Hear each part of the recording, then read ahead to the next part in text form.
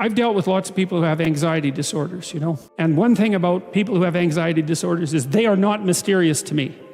It's no problem for me to understand why people have anxiety disorders, or why they're depressed, or why they have substance use problems. The mystery to me is always why people don't have all of those things at once, because everybody has a reason to be anxious. In fact, we have the ultimate reason to be anxious because we know that we're vulnerable and we know that we're going to die. And how you cannot be anxious under those circumstances is a great mystery. It's a massive mystery. And the same thing applies with regards to depression. And then the same thing applies to some degree with regards to drug and alcohol abuse. As I said last week, there's plenty of reasons to drown your consciousness in alcohol, that's for sure. We could refer to the aforementioned anxiety and depression, not least. And the sorts of drugs that people are prone to take are chemicals that take the affective edge off the tragedy of life. So back to the issue of fear. Abraham is self-conscious, that's what this commentary says, but the thing is he moves forward despite that. He's self-conscious and he knows the danger, but he moves forward despite that. And that's actually the appropriate response in the face of actual non-naive understanding of what constitutes life. Like if you're naive and you move forward, it's like, well, what the hell do you know? There's no courage in naivety because you don't know what there is to stop you. You don't know what dangers you might apprehend, but to be aware of what it is that your problem is. So to be alert existentially, let's say, or to be fully self-conscious means that you're perfectly aware of your limitations and how you might be hurt.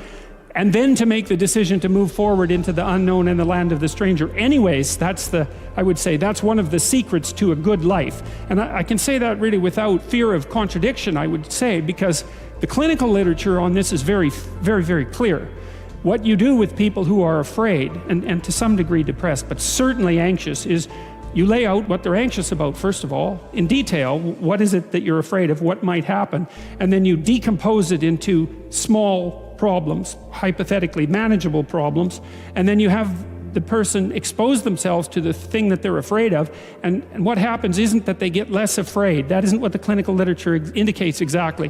What happens instead is they get braver. And that's not the same thing, right? Because if you get less afraid, it's like, well, the world isn't as dangerous as I thought it was, silly me.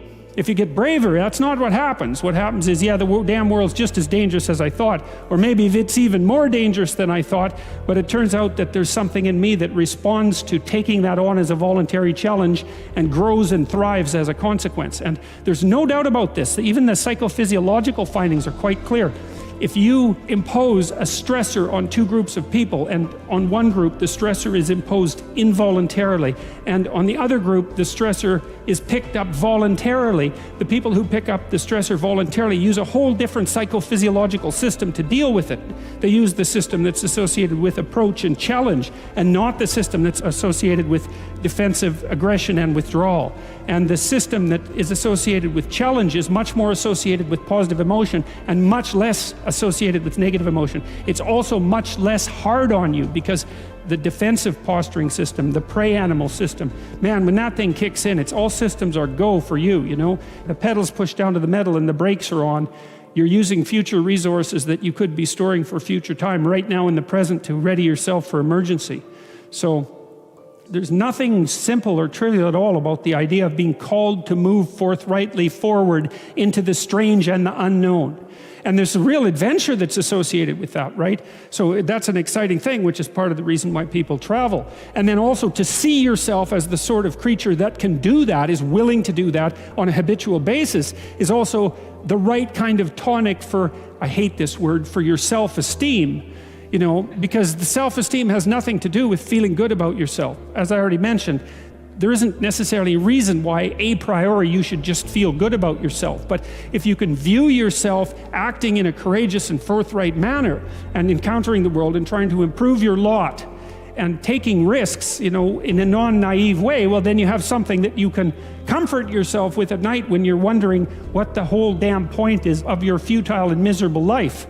And that's necessary because it's often the case that you wake up at 4 in the morning, or at least sometimes the case that you wake up at 4 in the morning when things haven't been going that well, and wonder just what the hell the point is of your futile and miserable life. You have to have something real to set against that. It can't be just rationalizations about how, you're a valuable person among others, even though that's true. That's not good enough.